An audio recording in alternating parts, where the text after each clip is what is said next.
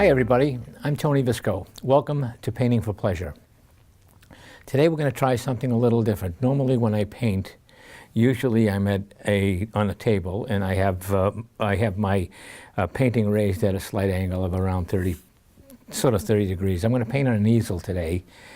Generally when I teach on an easel, so we may get a little bit of a different format going here, and stuff may happen a little differently, but I think it'll be interesting. And what I want to do today is I want to help you guys to understand components in a painting. That is to say, if you're going to paint a landscape, it's a good idea to understand and know how to paint the rocks that are in the landscape, the trees that are in the landscape, because there are a variety of trees that are all available to us. Actually, there's a variety of rock structure that's available to us. The sand or the grass and so forth and so on in a landscape, and how to make all of these components come alive, how to target your audience to focus on what you want them to focus on. So there's a lot of things that go into painting, and generally speaking what happens is that we should really understand the value structure before we even start to paint.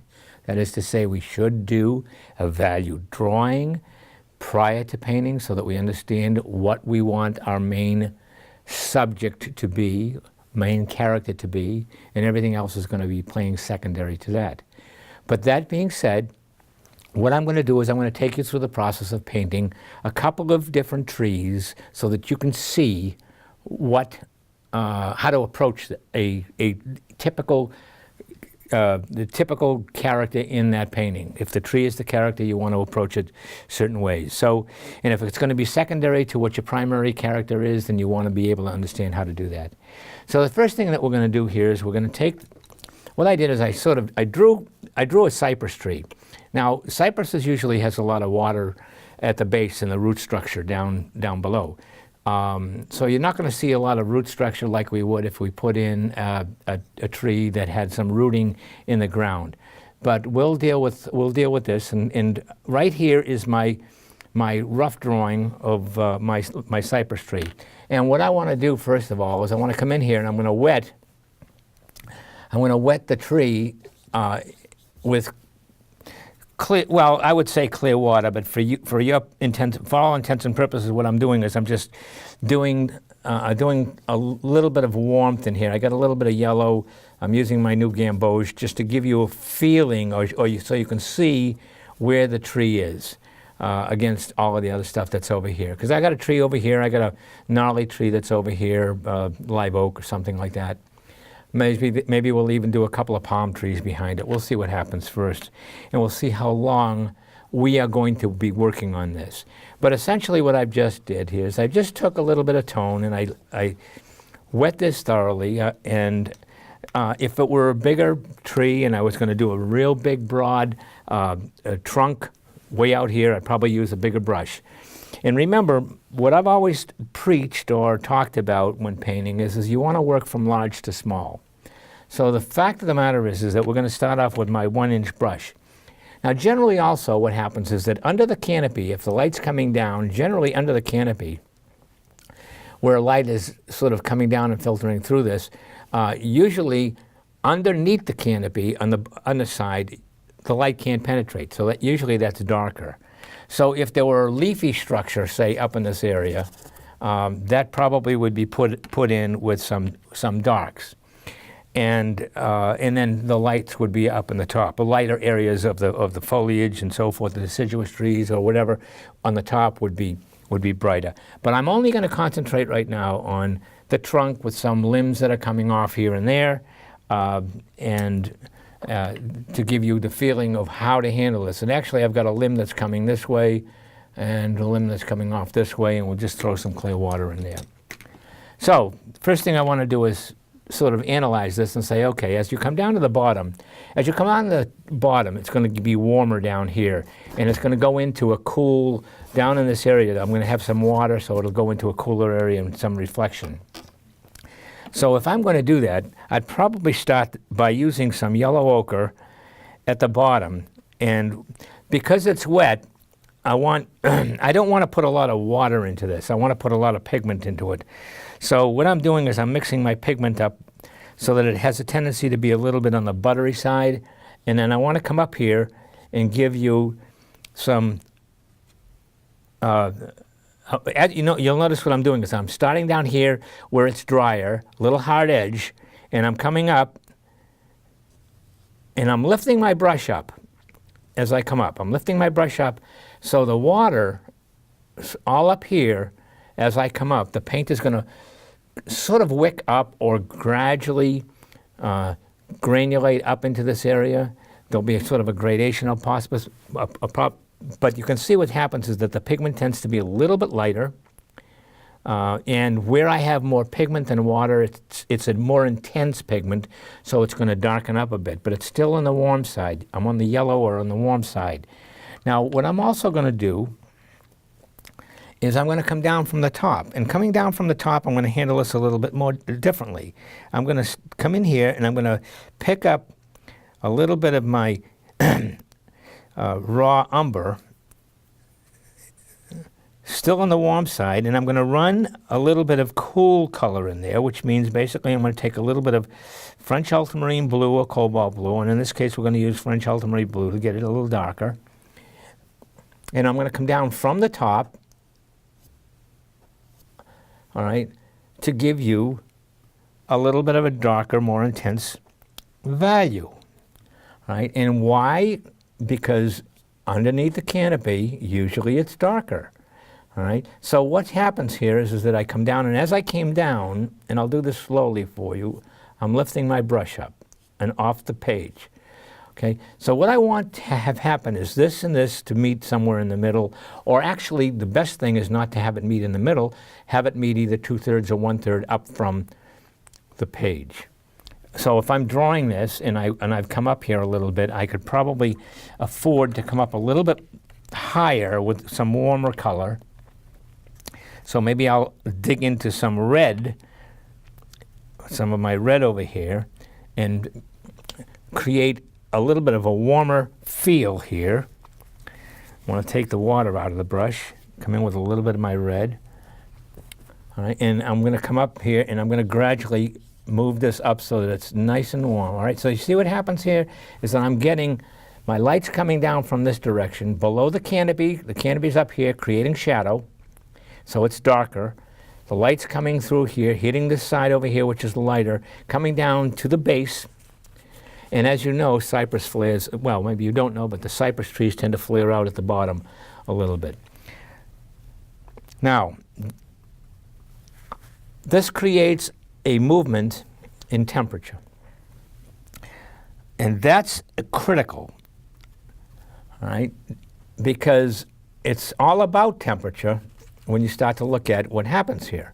That creates the excitement or of movement from warm at the bottom to cool at the top. It's temperature. So when and you've heard me say this in the past, you move from warm to cool, move your colors from light to dark, your values from light to dark, and go from one color to another. And that's what I'm doing here, is I'm moving from warm to cool, warm down here and cooler at the top, using yellow ochre down here, and I'm using a combination of French ultramarine blue and my one of my browns, my burnt sienna, or burnt umber rather, and I'm moving from, again, light, in his case, mid-tone, to a light tone, to a dark tone. Okay, so I've got movement going through this whole thing. Now, we're not going to worry about texture here yet. That's not critical at this point, at this juncture. Texture will come at the end when we dry this. When this gets dry, and we can go back in, and we can put a little bit of detail in dry brush on top of this to create a little bit of the texture of the bark. But for now, this will give you the feeling of what I'm asking you to do, is to practice creating warms to cools, lights to darks, and going from one color to another. Now, the way I would handle this is this way. If I'm going to do this, as I've done it, and I need to bring a branch off here, with this color still wet, I would just come in here and wet my brush, and I'll take a brush like this, which is basically a number 8, and number 8 round, and I will come off here and I will create a branch by just dragging clear water through this. I'll do one over here for you too, all right? Let's come in here and we're gonna do this. Just come off. Now you see, there's nothing significant about it. I don't have anything real dark yet or real light yet. All I did is I just dragged some of the tonal value, some of this color, some of this tone from in here out, all right? And as I wet it, which I just did, I'm now adding a little bit more pigment to it all, and the pigment is warm and cool, coming off the edge over here. And if you notice, what I did is I didn't really come all the way over, and I didn't draw my line all the way over. I skipped some of the area. Well, that's significant, because when you skip, you create some interest, all right? Yeah, I'll do the same thing over here. We'll use red.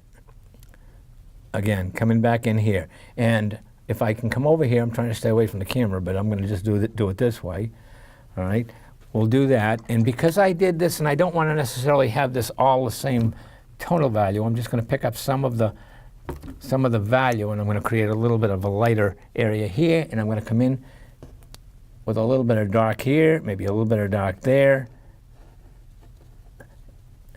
and skip it down. So you see what happens is you create this light, dark effect, which creates much more interest in the overall look of the piece. Now, yep, you're right. You're seeing some stuff fuzzying out here and sort of, but that's okay. That's all part of the process. You're painting wet into wet, and in painting wet into wet, that stuff can become usable as the paint dries, as the texture becomes more apparent, and this is going to fade a little bit as it dries as well. We have to be cognizant of that, and we're going to have to put in beef up the colors a little bit here and there. If I wanted to create a light pattern on here, that is to say, let's assume sunlight is coming down, filtering through the trees, and I wanted to paint a bit of a light pattern on here, I can take a sponge or I can take a tissue and come across here, and just create, by lifting some of this. Well, this is a little bit too dry right now, but I can come in here and create some pattern in here. And if it is a little bit too dry, there's nothing wrong with just wetting the tissue and coming in here and lifting some of this color off, because watercolor, in its true sense, you can work back to the light areas by lifting color out. You need to know roughly where you're going in terms of light to dark, because you have to know where to leave the lights. But as an example, what I just did is I took this tissue and I wet the edge with clear water, and I'm coming in here, and you can see by just putting this in here, I can create some light areas. I'll do one on the top of this one, all right, to create some interesting texture or light areas as the light filters in here. All right? And against the dark area, you're going to see it a little bit more. Right? So that'll give you some idea how to create some interesting stuff on a textured layer, just using a little bit of texture, but on a wet surface, not letting it dry out totally. So again, going back, if I wanted to, a lot of these things would be, if I come down here, for instance, I can create some dark areas on this root structure down here. All right. Notice what I'm doing is I'm just adding a little bit of dark in here to create the illusion that if light's coming down here, it's hitting certain surfaces, and it's creating some ins and outs that are going to happen here. In other words, these are going to be root structures. This is a little bit lighter, this is a little bit darker, it lightens up a little bit here, it darkens up a little bit there, and so forth and so on. And as you come around to the other side of the tree, even though this is warm, I got some darks in here, the sun can't penetrate on this side of the tree because it's coming down from upper left to lower right. Okay, so that's how to basically handle the basic structure of something like this. And I'm just throwing a little bit of red in here to keep it nice and bright and warm, all right, and to see what happens. We'll play with this as it dries out. Now, typically, as I said, if you're going to put this in a, if it's going to be a cypress tree, and cypress tree is generally in water, then what we're going to do is we're going to take a little bit of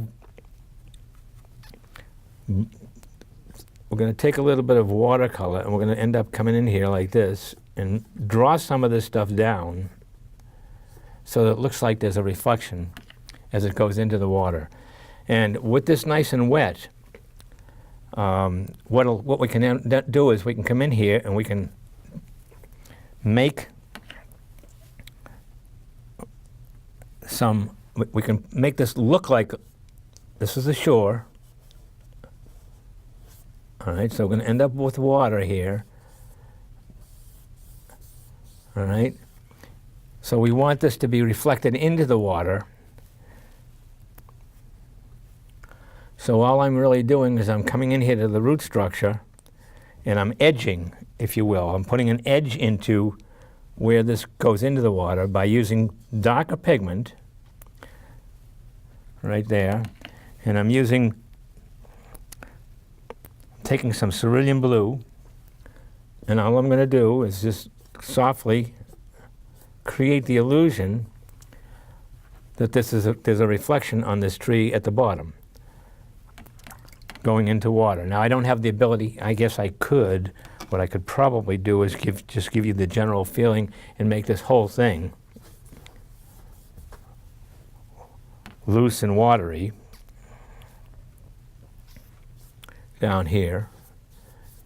But essentially all we're going to do is just softly, we're going to bring this back. I'm going to lighten this up over here a little bit and lighten this up over here a little bit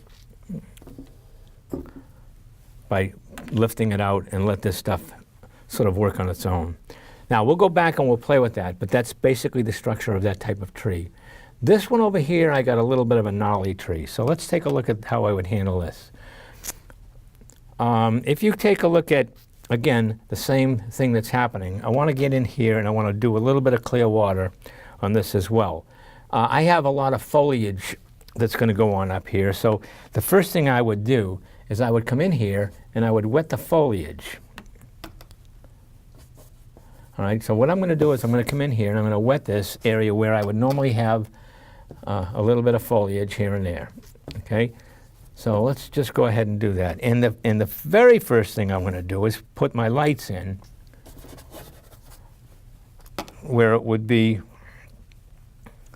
some of the warm colors. All right, and then I'm going to come in here and I'm going to give you in that white area, in that very loosely watered area where I am putting in some of my lights, because this is going to be a lot of foliage in this one here, maybe down in this area here. It has to be warm, should be warm, and you can use new gamboge to do that, or you can use yellow ochre to do that. Again, creating this sort of interesting light area where the foliage would be, where all the leaves would be and the trees. And I would end up probably coming in here a little bit more with a green, all right, area. See, this is all super wet right now because I want it to I want it to be super wet without dripping. Fortunately, I'm at a heavy angle here. So let me see if I can get this drier down here so that it doesn't drip into that. I want some of this stuff to granulate together is what I'm trying to do. And let two colors, my two colors, mix together to create a third color or third value, and allow these colors to sort of mix naturally on the paper. While I'm here, I'm going to just go back in here and I'm going to scrape this. This is still wet, it's dry enough now, so I can create some texture on this one by just coming in and scraping to give you an interesting texture feel to that. Okay, so as this sort of softens up a little bit, we're going to come in here and let's say we're going to end up doing a little bit heavier, a little bit more. My green is going to be, in this case, a little bit more of an olive green by coming in and mixing my new gamboge, again that yellow, with cobalt blue. And in this area, I want some of the underside of this. This is where my light's hitting up here, but I do want some of the underside to be a lot darker. All right, so you'll notice what I'm doing is I'm just putting in some arbitrary values that are a little bit deeper and darker here and there.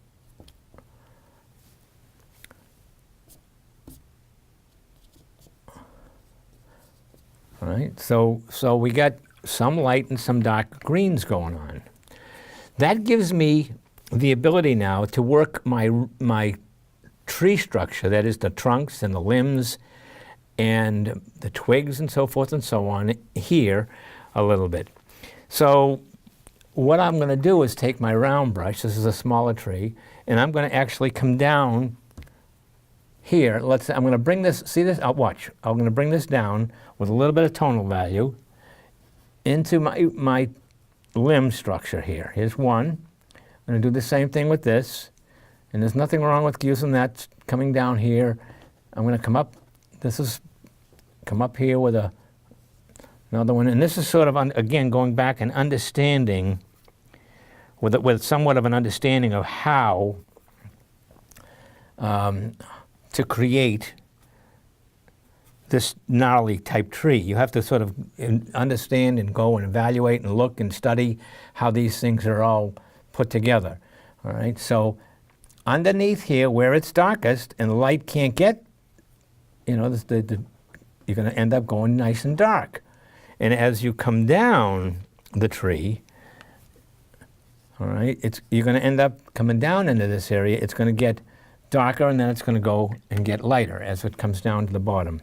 So again, it's a matter of varying some of this stuff. By that stuff, I'm talking about the tonal value that you're putting in here, so that it has some interesting characteristic movement, right? You got these warm colors and dark colors and light colors that are going to happen in this tree structure. And this is just basically slowly, what we're doing is we're slowly building our limbs in the trunks of the tree. And then when I get down at the bottom over here, I'm going to make this a little bit lighter. So again, going in nice and dark underneath the canopy. We got something that's happening here again. Underneath the canopy, coming down. Okay. So you can see what's happening here is that I'm building this. I'm building all of the stuff that's happening in here so that it's maintaining the shape, which is critical now, the shape that I want to happen. I wanted you to understand that there's all kinds of limbs that are moving in different directions to create this gnarliness. All right, and then this, I'm going to bring around. So notice what I just did here is I brought the shape in the opposite direction. I took the shape, and what I've done is I've curved this in this direction rather than this direction. So the illusion is that the tree is moving up and out in this way and that way, and I'll reinforce that by putting in some stuff by texture later on. Right? So I've got this interesting. Let's see if we can brighten it up a little bit for you. All right. So you can see what's happening here. We can make this down. I'll just bring this down here a little bit more. And then at the bottom, I'm going to do this in a little bit drier. I'm not going to, all right, right here, where it comes into the bottom.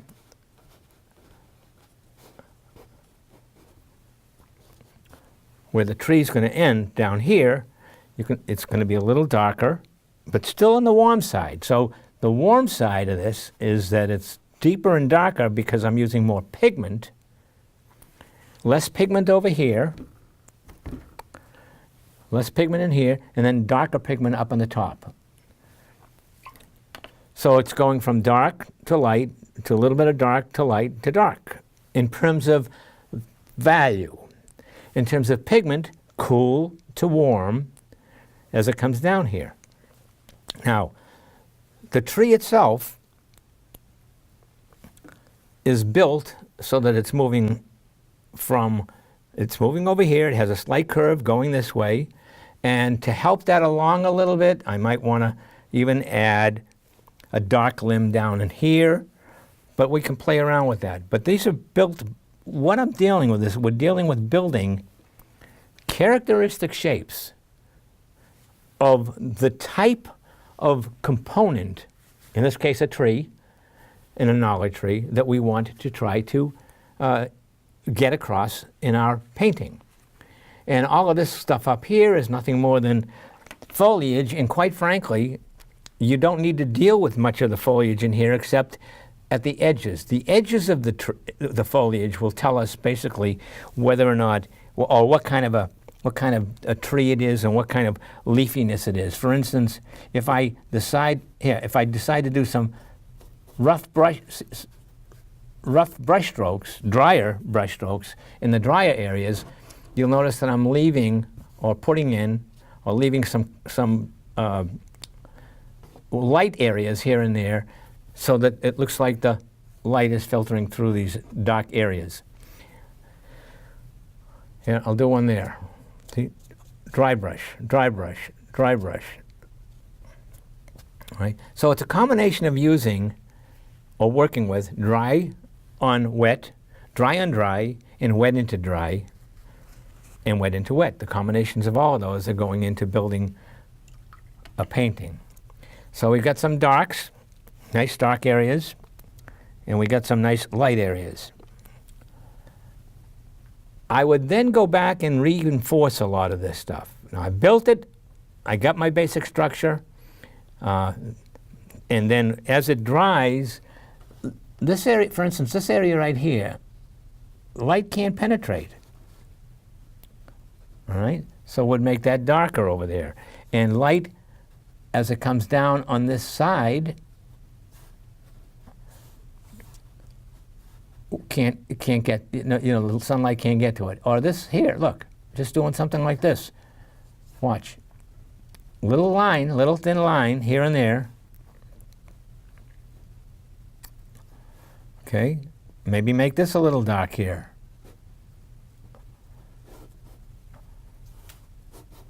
Okay, so you can see how these things are built. Now, what ends up happening here is that there's a lot of stuff also that happens up in this area with twigs and limbs and all of this other stuff. So that would be handled with a thin brush as we go forward. But I'm just trying to get this, I'd probably put a hollow in here. This gives us a little bit of darker area right here so that this limb that comes down on this side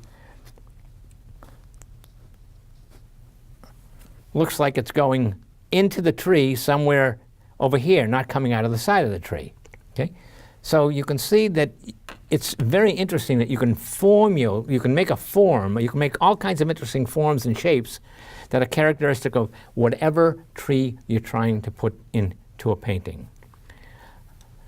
Now, I have to go back here a little bit because I told you that we wanted to create, I've got this water down here, but we do want to create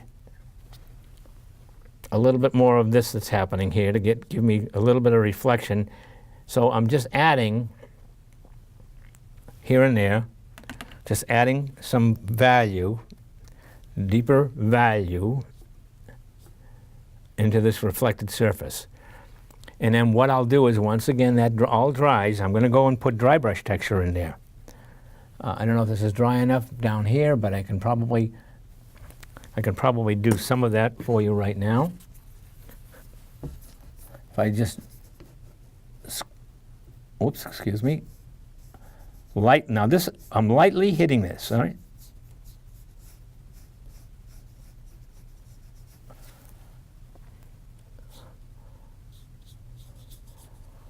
Okay, so this is actually, I'm using green. It doesn't really make any difference what color we use. I just used my green that I had in here, but all I'm doing is I'm scraping some of it so that at the edges where it's dry, the paint sometimes skips here and there to create a bark look, to create that interesting sort of barkish look. And here I'm drawing it down, nice and soft. I'm getting that roundness that I'm looking for in a tree, because that's what happens. You want to create that feeling that the tree has a nice roundness to it. It goes from light on one side to dark on the other side. And again, I have to wait a little bit until this dries in order for me to do anything. But it just really makes no difference what kind of trees we're playing with here. The bottom line to this whole thing is that we're going to build these in our painting, and we have to have some understanding of how to make that happen. I have a little bit of an area here. We got a little bit of a time left, I think, I'm sure. So that if I wanted to take a little bit of, I want a little palm tree over here maybe. Let's see if I can do this. I'd end up doing the same thing. So we'll take and wet that area right there, put a little bit of this light area in here. Now palm leaves tend to do certain things, and I'll try to show you basically what ends up happening here with the palm is that they tend to sort of do this. In other words, you move out from the wet area into the dry area to scrape some of these things to allow the texture of the paper. When you do this, it creates some skipped areas, and it gives you the impression of those fronds that go in all kinds of different directions. All right, so that gives you some idea as to how to quickly handle something like that. Now underneath this, I would again underneath this area. What ends up happening right under here is generally what actually happens. All of the fronds are under here will tend to be what? They'll tend to end up rotting because the sun can't get to them. So they slowly rot out, and then they end up falling. So we'll just throw some of these. What we just did is we just changed this up a little bit to add some brown, and I use burnt sienna to do that, and it's still warm, but you get the feeling generally that you can sort of do this. And then when you come down, the actual, there's all kinds of palm trees, obviously, but you just sort of give yourself a little bit of a curve to that. It comes down, and it gives you the general feeling. And again, we're doing characteristic shapes.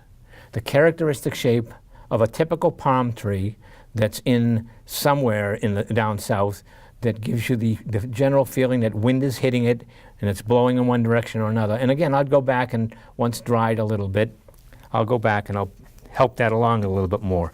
I need to I got paint all over. For some reason, I got paint all over my hands and my brush, so excuse me for a second while I just wipe this off. Again, we're dealing with just characteristic shapes. This is my ground cover down here, and if I were doing this, I'd probably throw some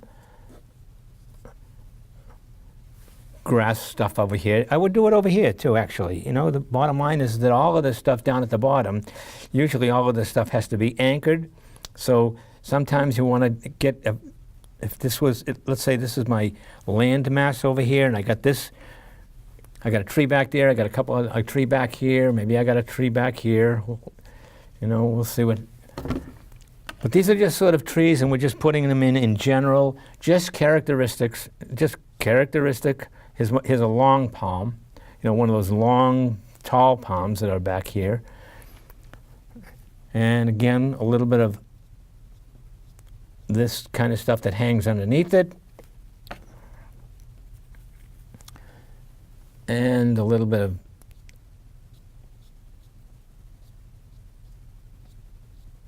and it's a matter of movement. It's a matter of just moving your brush in the general area or toward the general area that the fronds would be. and then lifting your brush off. So we got a couple of little palm trees that are going on here. You got this interesting cypress tree that's over here. Now again, how to create texture. Dry brush on top. You don't need a lot. You don't need a lot. And I'm using a lot of pigment, no water. And I'm just slowly coming down here to give you the general feeling of texture, the bark on a tree. Bark can be created all kinds of ways. You know, this is right. So this is darker on this side, and this is what I'm talking about. If this is a painting, we're building this up so that it is the primary character. We need a very strong dark area against whatever's going on back here, which is the lightest area. All right. So again, this is a matter of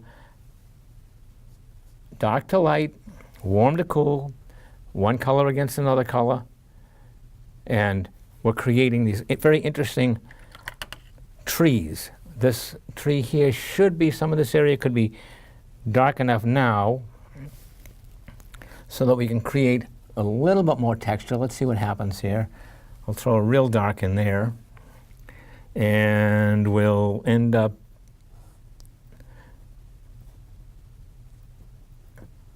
as wherever you see a joint. Now watch, wherever you see two branches or twigs and branches come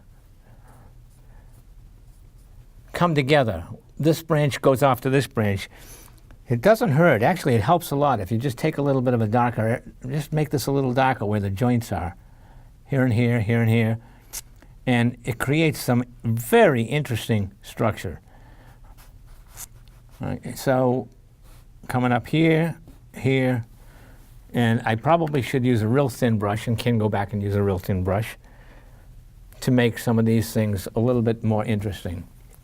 Again, this back here, a little bit dark under there, a little bit dark over here, dark over there, dark over there.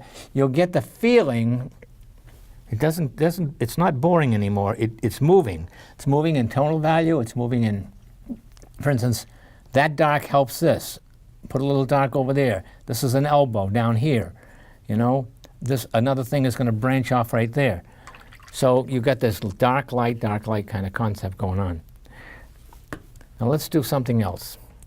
These two trees back here, laying in the background, we don't want a lot of definition in them. This is our primary character. We want this to stand out. This is our secondary character. These play back. They're not very important in terms of the overall structure. Now, if I was going to make a painting out of this, I'd probably just go back in here and soften this all up, make this ground. All right.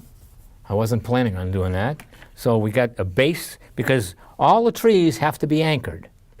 Everything has to be anchored. And even down here, if I'm going to make that, I'm going to come in here, excuse me for a second. Let's not use that brush, let's use this brush. And I want to get you to get the feeling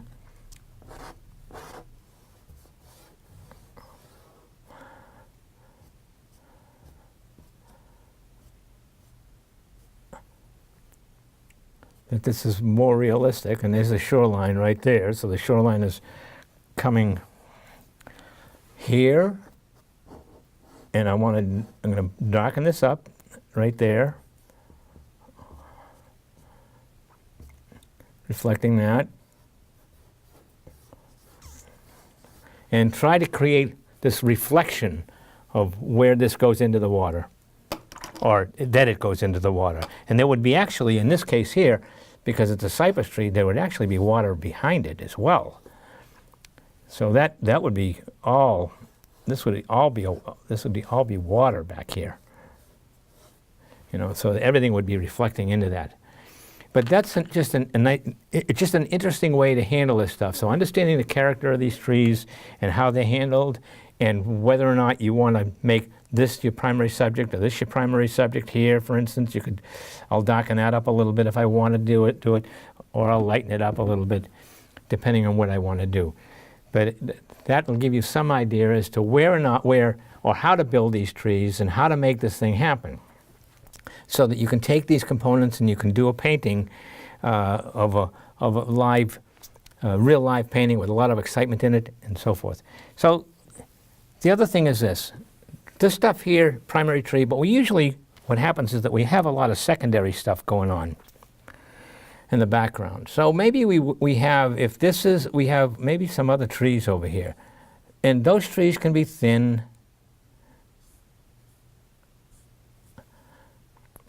Say something like this, maybe a nice thin one over here.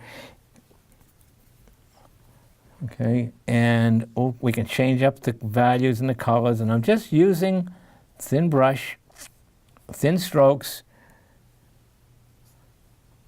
to do something, and that is to create the illusion of other trees in the area, in the background, because nothing stands alone. And I didn't put in here, maybe we'll just even actually do big fat one over here, come up over here, so you can see that there's a lot of different variables that go on when you're painting these. I'm just sort of going in here right now and just giving this, I want to get this a little bit darker over here so it stands out against this. So I'm going to come in and I'm going to make this real super dark.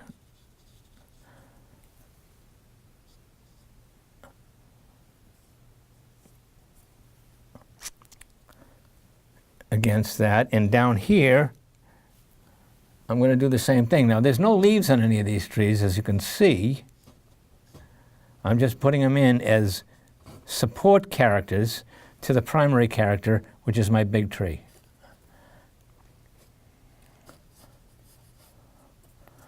Right? So what happens here is that there's a lot of interesting things that are going on. And hopefully what we're going to do is not take away from this guy, because this guy is our main interest right here.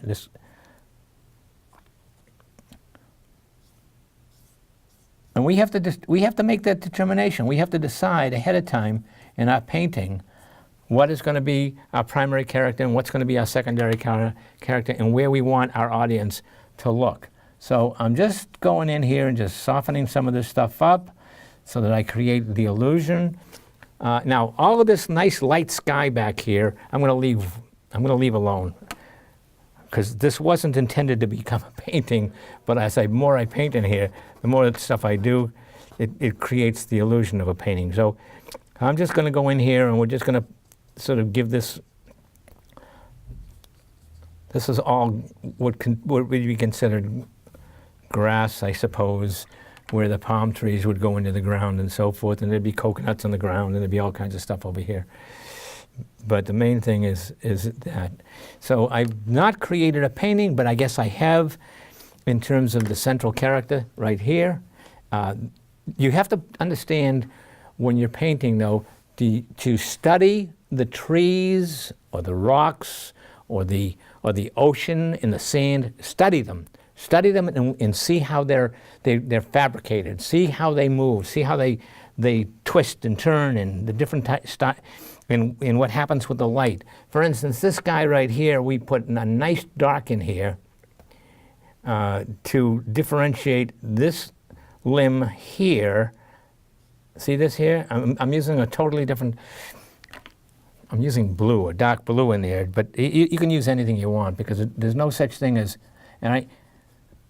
and I want this to come around, so I want that twist. I want you to get a feeling of that twist there, this twist here, and this twists back, by the way. This comes this way.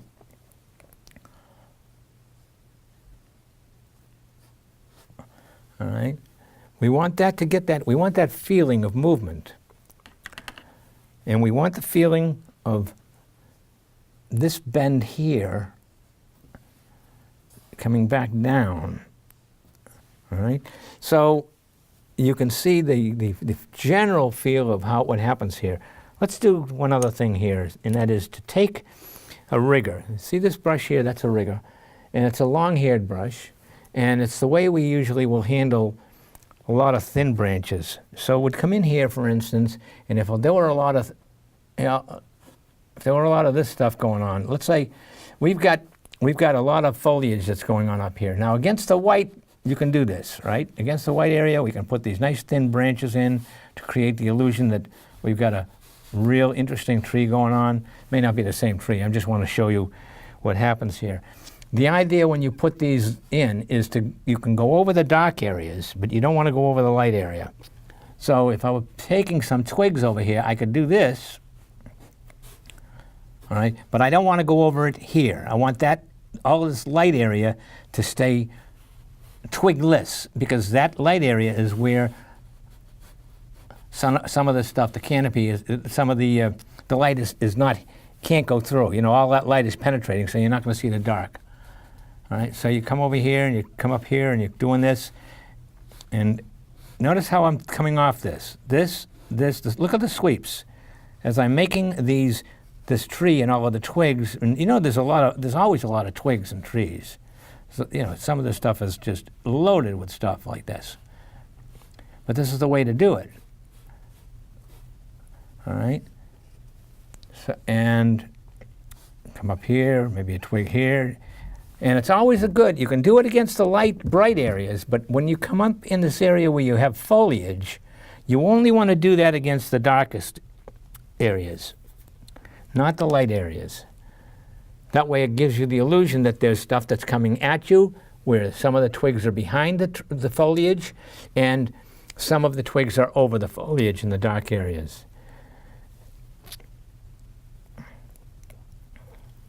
Mixing colors, very important. Dark, light, warm, cool, characteristic shapes. I can't say it enough. The only way that you and I are going to be successful at painting is to get us an understanding of how the structures that we're painting look in reality, and then build up a shape that emulates that.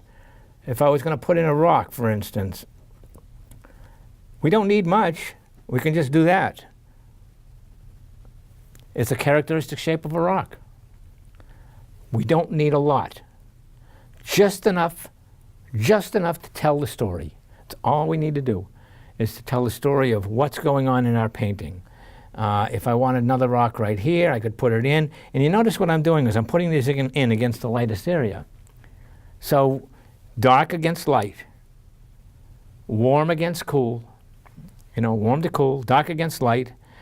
That's where I want my audience to look. Right? Dark against light. Here's the light side. Let's put a little dark right there. Help this along. Maybe a little dark right here. A couple little kazoopy things here and there, and so forth. So let's talk a little bit about creating a painting, which I guess I did without realizing it. I got about 5 minutes left, and I think going from this to a final piece, I think that there's a little bit too much. I would say if I looked at this thing and I analyzed this thing, there's a little bit too much dark here. So I'm going to lift some of that color out. I'm going to see now. This proves you can come back in and lift out. So I'm making this lighter. The tree behind this, a little bit lighter, and coming back in here and darkening this up here. Okay, so it helps me to get this tree here in the back behind this one. So you can go in, you can soften this up, you can come in here and you can go behind that tree, all right, and create something that goes behind it. All right, same thing with up here. Remember when I said a little bit of dark here? Create interest, dark to light. So hopefully right now we've explored the possibilities of how to handle some of these trees and how to get the illusion or the characteristic shape of the tree that we want to paint, or the rocks that we want to paint, or whatever we're deciding to paint. And hopefully this will be helpful to you. I really appreciate your sticking with me on these things. I hope that my information, what I'm doing right here, gets to you so that you sit down and you actually do this stuff. When you do this stuff, you, again, work at it, because without practice, it doesn't happen. We've got to work at our craft. And if we're going to become proficient at doing any of this stuff, it's a good idea to just do it over and over and over again until it becomes the road. It's sort of like driving a car, you know. You don't watch those pedals. You just automatically put your foot on the right pedal while you're driving. And you can only do this over time. So hopefully we've had a great session here, and you've enjoyed what I did, and you'll go forward and do some wonderful painting. By the way, let me just give you a little bit of a plug. I'm teaching at the Plymouth Center for the Arts down on Water Street, not North Street, I'm sorry. And I teach there on Thursdays, so you can call the center if you want and set up and come down and see me down there and work with me down there. I teach 3 classes all on a Thursday. So website, www.panthonyvisco.com. Please go take a look, check. Look for me on Facebook, and I have a few YouTubes. A lot of this stuff goes up on YouTube after it goes to local access. So stick with me, enjoy, have fun, and continue to paint. And until the next time, I'll see you then. Bye-bye.